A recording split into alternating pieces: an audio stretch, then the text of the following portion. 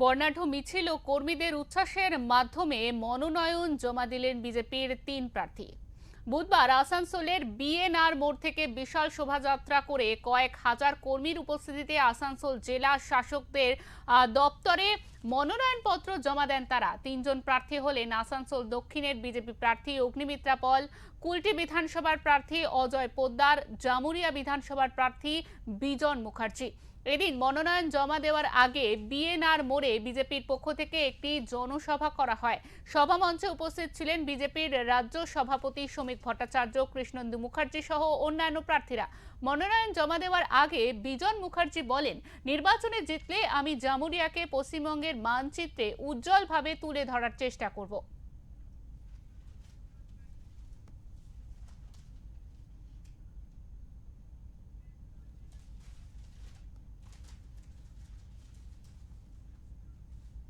আমাদের সঙ্গে ইতিমধ্যে টেলিফোন লাইনে রয়েছেন আমাদের প্রতিনিধি সঞ্জয় মাঝি। ইতিমধ্যে সঞ্জয়, আমরা দেখতে পাচ্ছি যে বিজেপির যারা প্রার্থী অর্থাৎ ৩ জন প্রার্থী একসঙ্গে সেখানে মনোনয়ন জমা দিলেন। কি সেখানে কিভাবে তারা মনোনয়ন জমা দিলেন এবং আমরা জানি যে সেখানে একটি জনসভারও আয়োজন করা হয়েছিল, সেখানকার কি দৃশ্যটা ছিল আমাদের জানাও। দেখো, যেমনটা তুমি বললে ঠিক তেমনটা আজকে যেমন বিজেপি পক্ষ থেকে মনোনয়ন পত্র জমা দেওয়া হলো ৩ জন প্রার্থী, ৩ জন হেভিওয়েট প্রার্থী বলা যায়। তার মধ্যে অগ্নিমিত্রা পল, যিনি রাজ্য রাজনীতি একজন চর্চিত, অগ্নিমিত্রা পলকে সকলেই চেনে এবং তিনি যথেষ্ট সব ব্যাপারে তিনি এগিয়ে আসেন। একাধিকবার ধর্ণা মঞ্চ থেকে, প্রতিবাদী মঞ্চ থেকে অগ্নিমিত্রা পলকে সকাল যায়। কিন্তু এবারে এই জামুরিয়া বিধানসভা কেন্দ্রে যে বিজেপি প্রার্থী হয়েছে বিজন মুখার্জি, ডক্টর, ওনার সময় পেশায় উনি চিকিৎসক, এবং বিজন মুখার্জি হচ্ছে জামুরিয়ার ভূমিপুত্র।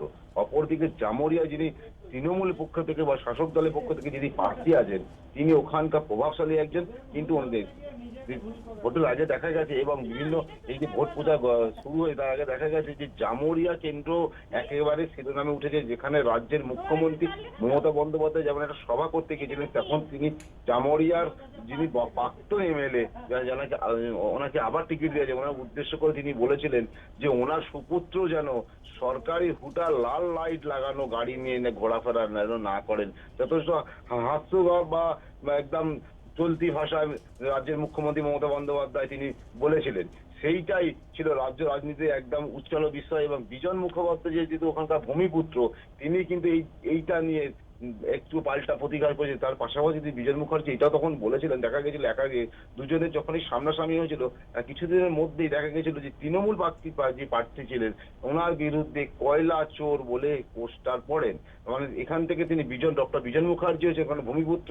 অপরদিকে যে তৃণমূল প্রার্থী তিনি হচ্ছেন বাইরে থেকে আসা, অর্থাৎ তৃণমূল যেটা বলে বহিরাগত, তিনি ওখান বাইরে থেকে এসে ওখানে তিনি বসবাস করেন এবং ওখানে তিনি প্রার্থী ব্যবসা করেন, পাশাপাশি ওখানে তিনি প্রার্থী হন। কিন্তু ডক্টর বিজন মুখার্জি ওখানে ভূমিপুত্র, তিনি যথেষ্ট আশাবাদী। তিনি বলেছেন যদি আমি ভোটে জয়লাভ করি, এবং তিনি ভোটে জয়লাভে 100% মানে 100% তিনি একদম যে বিজেপি এবারে পদ্মই ওখানে ফুলবে। পাশাপাশি তিনি এইটাও বলেছেন জামুরিয়া অনেকটা পিছিয়ে গেছে, জামুরিয়াকে যদি পশ্চিমবঙ্গে একটা শিল্প অঞ্চল জামুরিয়া, কয়লার ব্যবসায় জামুরিয়াকে একটা গুরুত্বপূর্ণ বিষয় দিয়ে তুলে ধরবেন এবং পশ্চিমবঙ্গের মানচিত্রে জামুরিয়া যেন একটা উজ্জ্বল জায়গা হিসেবে চিহ্নিত করা যায়। শিল্পা, একদমই সঞ্জয়, তোমাকে অনেক ধন্যবাদ। আমাদের সঙ্গে ছিলেন আমাদের প্রতিনিধি সঞ্জয় মাঝি। তিনি জানাচ্ছিলেন যে ইতিমধ্যে এই ৩ প্রার্থী অর্থাৎ বিজেপির ৩ হেভিওয়েট প্রার্থী তারা মনোনয়ন জমা দিলেন এবং এই মনোনয়ন জমায় কিন্তু একেবারে আপনারা দেখতে পাচ্ছেন সেই ছবি, সেখানে দলীয় কর্মী সমর্থকেরা, তার সঙ্গে সাধারণ মানুষের উপস্থিতিও কিন্তু লক্ষ্য করা গিয়েছে।